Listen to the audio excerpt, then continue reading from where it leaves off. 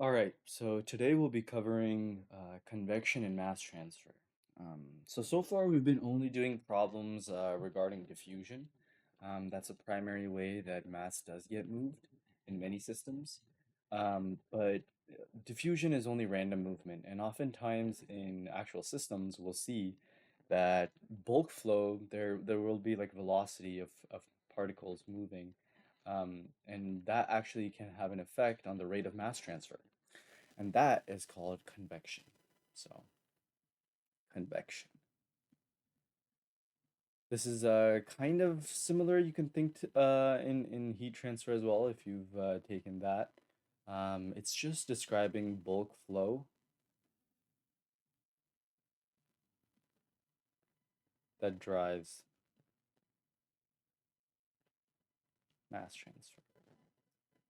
And so if there's like a velocity of a species, um, then typically what that means is that there will be convection. Now, this is kind of different from diffusion, right? You might be wondering, well, how is that different from diffusion? Remember, diffusion is based on random particle motion.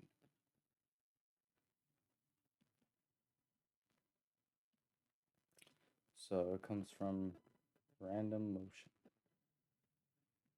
But the important thing to know is that in many systems, depending on how concentrated the system is, diffusion, right, can actually drive convection. So what does that mean, right? If I have kind of a system, let's kind of draw, if I have like a room, right? I have a room here, and I have a bunch of particles. Let's call these just random marbles in the room, right? A lot of these particles. And let's say that on this side of the room, right, it's really concentrated, right? It's really dense with the particles, and there's no particles on across this kind of wall, arbitrary wall that I've drawn. And so at time t equals 0, then we kind of like remove this wall, right? And let's say that we start allowing these particles to move, right? Now they can move. So from what we know from diffusion, these particles should eventually, at some infinite time, be kind of evenly distributed among the room. But the thing is that initially, what we'll see is that since this concentration here is so steep, we're going to have a lot of particles quickly moving from here down past this wall. The flux will be high initially at time t equals 0.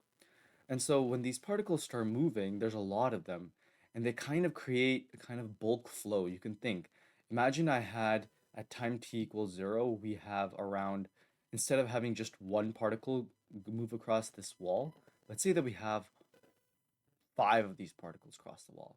That's a larger flux, right? And so what that means is that we have large mass transfer rate going on, and that means it can kind of simulate bulk flow. There's a velocity associated with the movement of these particles that is significant. And so that's how diffusion can basically drive convection. Now we have a velocity, right? We have a velocity. Um, and in this case, since we have just random, let's say each one of these is 1 mole, right? And so what that means is that when we describe the velocity, the convection going on for mass transfer, we're going to need to use something called a reference velocity. And so in this case, since it's moles, we would consider it as the mole reference velocity. So that's basically kind of a summary on what convection is in mass transfer, what role it plays. But now we need to discuss how is it that we're going to actually quantify that, right? Because so far what we have is just Fick's law, and Fick's law applies only for diffusion, right? But how are we going to account for the convective fluxes? And so that's where we come down here. Let's go ahead and move on over. And so I said earlier that in this case, we would use what's called a mole reference velocity, right? But as you can imagine, there's multiple different kinds of reference velocities. And so we want to basically now cover all of the different kinds of velocities depending on the system, and kind of talk about how does convection play a mathematical role in these systems. And so the first thing that we want to talk about is now it's no longer the diffusive flux. We can remember like from Fick's law. So if we talk about Fick's law, right? Fick's law was the diffusive flux, right, for species 1 is equivalent to minus d, the gradient in the concentration. Let's say it's Cartesian, right? This was what Fick's law was. And we kept using this term, right, as the flux. But this is only the diffusive flux. If we have convection in the system, this doesn't paint the whole picture. So there must be another flux, another term that we have to add that will allow us to give the total flux. And so we're going to denote the total flux as N. So we're going to call total flux is N, right? And flux is a vector, so we'll give it that. And it's basically, as you can imagine, a sum of the diffusive flux and the convective flux. The diffusive flux is J, right? We'll let J1. And then for the convection, the convective flux is going to basically be described by the concentration of species 1 times the reference velocity. So I'm going to call this ref. So this is the general kind of overarching system that we're going to use. And you can actually derive this from Fick's second law, where we saw basically it was dCA, this is all in Cartesian, dt is equal to minus d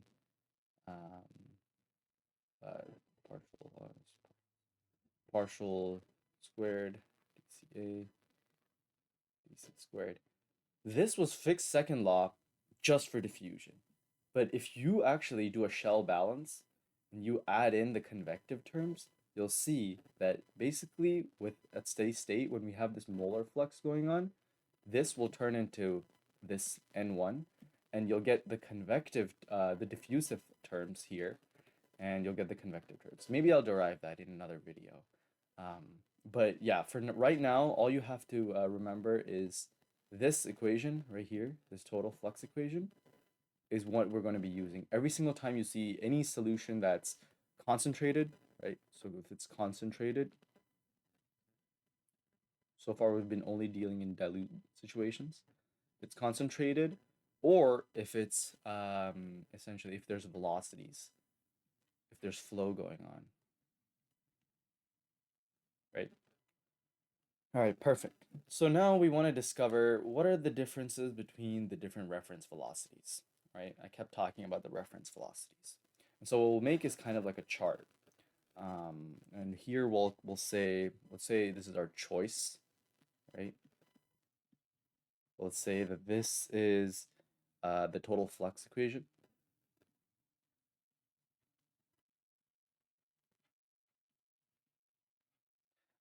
And this one is going to be the diffusion equation.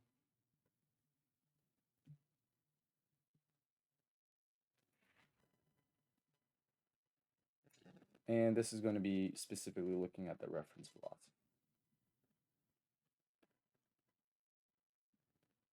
All right. So make that. Oh, that was bad. But yeah, so we've already talked about the mole reference velocity. And the other two are going to be mass average velocity and volume average reference velocity.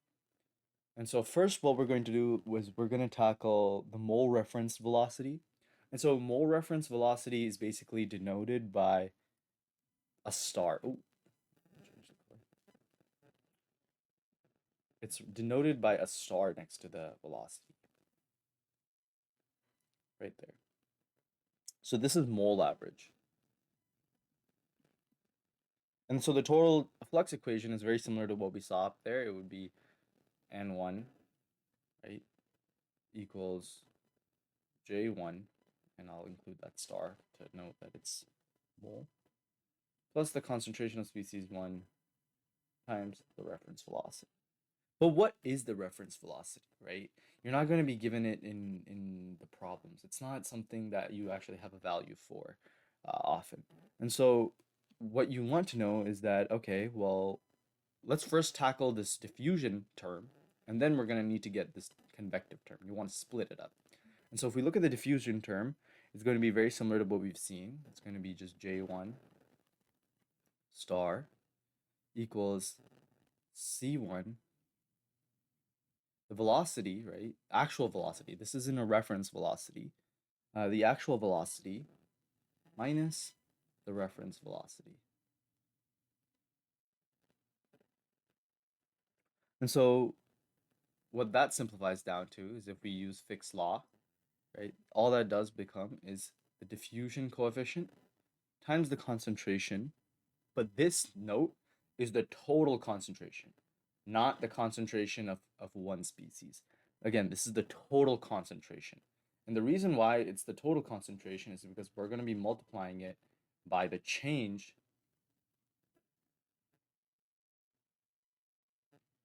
in the mole fraction.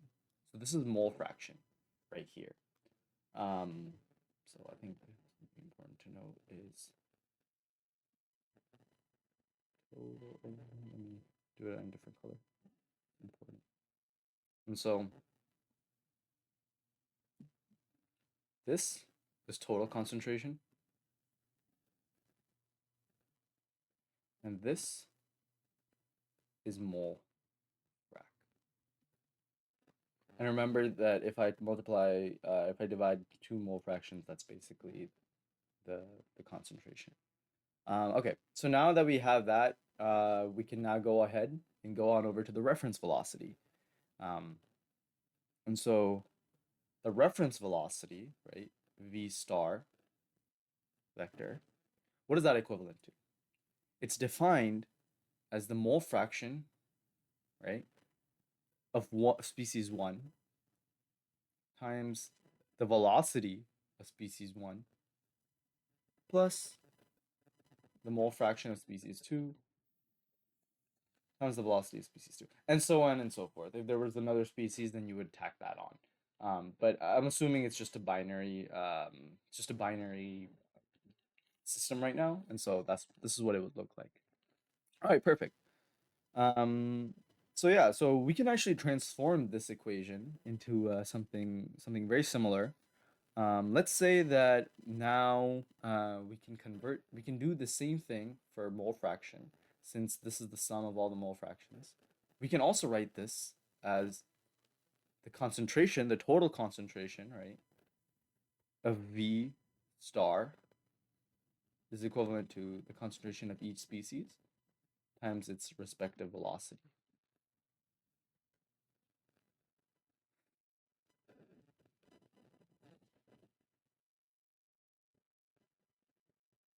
All right. And so basically then if we divide by, if we divide this, actually not divide, if we actually look at these terms, C1 and V1, the concentration times the velocity is actually equivalent to flux. So once again, I'll write that up here. C1 times V1 is equivalent to N1. Because you have now a flow, a term that gives you the time per unit time, and now you have volume getting canceled out by meters over here. And so what the units turn out into is mass, or moles in this case, moles per unit area per unit time. So if we write this as CV star, that's nothing but N1 plus N2. Perfect. Okay, so now we have the mole reference velocity all defined and the total flux equation already and good to go. So then let's move on to the next one. The next one we're going to talk about is the mass average velocity, reference velocity. And so for this one, I'll use green. Perfect. And so mass average is actually not denoted by any term. It's kind of special in that case. But I'll go ahead and extend this. And so what we have is N1. Oh, we have N1, which is, remember, the total flux, is equivalent to the diffusive flux, J1 M, this. Plus, now instead of concentration, we're going to multiply by the density. So it's going to be rho times against the reference velocity. Yeah. All right, perfect. So now you might be asking, okay, well, why are we using rho? Is because in this case, we were using mole fractions over here, since it's a mole reference velocity. But since this one is a mass averaged velocity, what we're going to be using is kind of a mass fraction. And so in order to cancel out the mass fraction units and turn this term into a flux, what we're going to have to do is multiply by the density. But everything should be very similar as we continue on. So similar things for the flux. I'll just again write it as mass. But that's equivalent to, this time it's rho times the velocity of species 1 minus the reference velocity. And that can also be written as, in terms of Fick's law, minus d rho and the gradient in the mass fraction. Remember, we were dealing with mole fractions here. This one is going to be the mass fraction. And so I'm going to use omega to denote the mass fraction. And so what that would look like is the gradient in mass fraction. This isn't all in Cartesian, but obviously if you're dealing with other coordinate systems, then you need to change the gradient term to whichever term is relevant for your situation. This is going to be mass fraction. Perfect. So what does that mean in terms for our now reference velocity, right? Well, our reference velocity, if we start off, right, define it the same way. Last time it was the mole fractions times the velocity. So in this case, you can expect that it would be mass fractions. So mass fraction of species 1, oh, mass fraction doesn't have a vector, times the velocity plus a mass fraction of species 2 times its velocity. And there's something very similar we can do here. We can now turn this into density. Density is what's going to replace the total concentration. It's the total density. And so if we write this as this, you'll see a lot of similarities.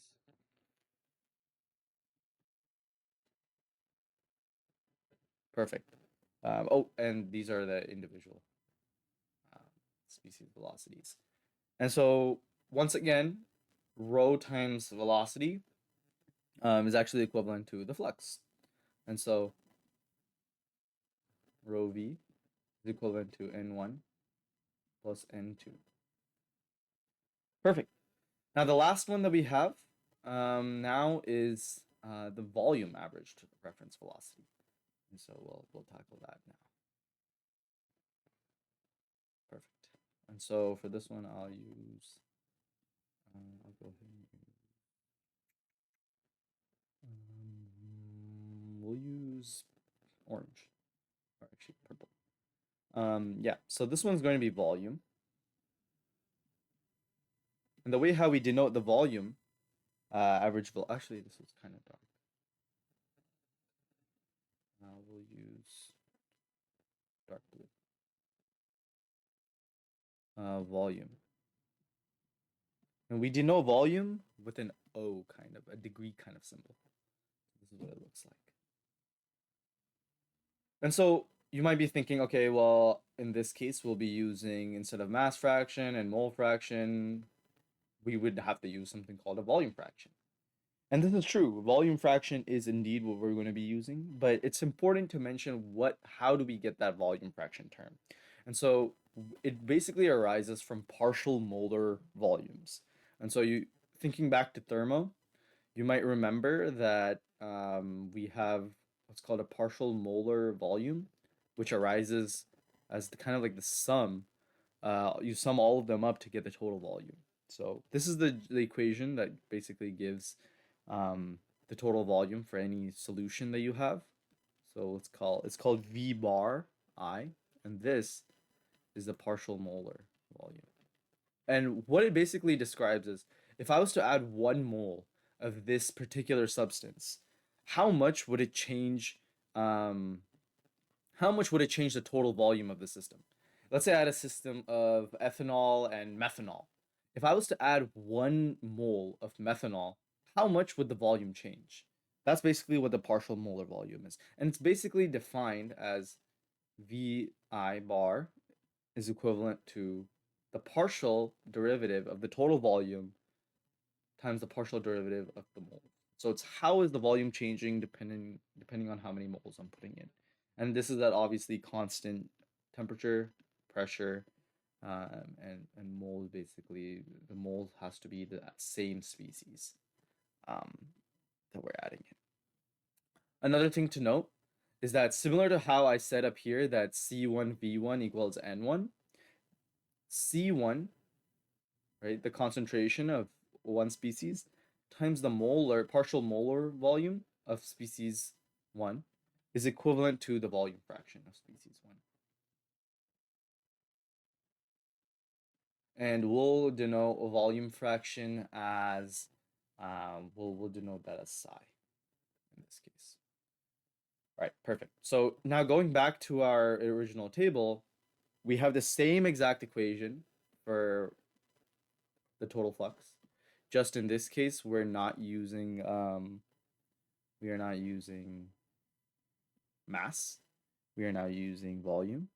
And so this one is going to be C1. We'll go back to the concentration. And J1 is going to be defined very similar. Oh, I should make these capital J's. Keep it all constant. Yeah, so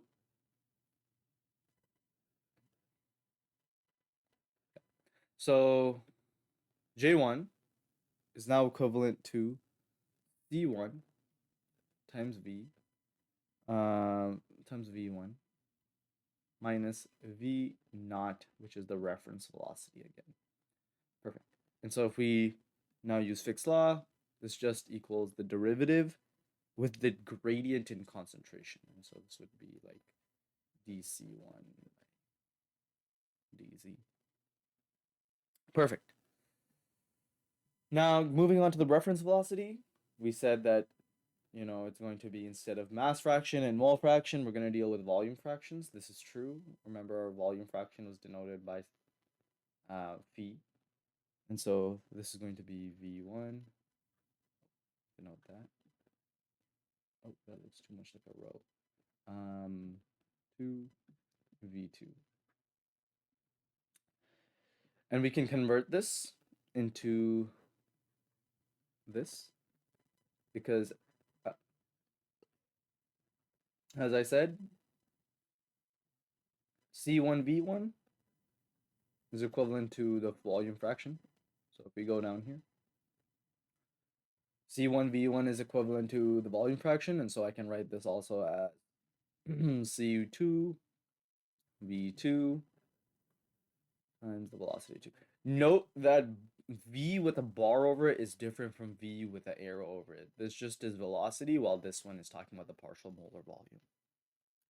And so now that we have that, remember C1 times V1 from up here, that was nothing but the molar volume. And so we can rewrite this as well as V naught is equivalent to V1 bar times N1. Oh, this bar is not. V2 N2. Perfect. And so this completes our table. This defines all the different reference velocities that we could use, and how do we get them, and how are they applicable in these situations. So now that we have convection in these terms, we can no longer consider just the diffusive flux as basically the total flux. We now have to add the convective flux, defined as this, and we can get these using these. And now we're dealing with total fluxes. And from total fluxes, it becomes easier to solve the problems. It's just a couple of derivatives. And remember, very similar to how we were dealing with the other problems when it was only diffusion. When the system's at steady state, remember the diffusive flux was always constant when we were dealing with that. So similarly, in a situation where you have convection and diffusion, if the system is at steady state, the total flux will also always be constant. So that's going to be useful going forward when we actually solve problems involving convection. But for now, this is where I'll end things, and in the next video, I'll probably solve a problem showing how you can solve convection in systems mathematically.